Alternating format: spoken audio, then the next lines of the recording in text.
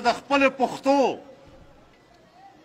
خپل پښتو دا نوک هم د دوی په ټول خاندان ورکولو ته تیار نه یم. دوی د څه پښتانه دي؟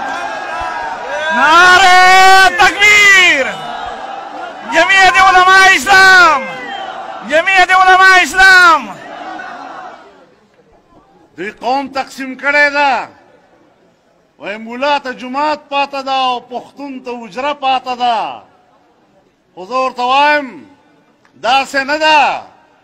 جمعیت علماء اسلام ستا حجره هم آباده کړې ده او ستا جومات هم آباد کړی ده.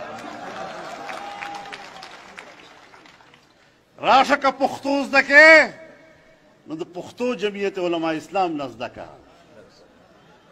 داسې جماعت به پیدا نه کړي چې تا ته د اسلام تعلیم هم درکړي او تا ته د پښتو تعلیم هم درکړي.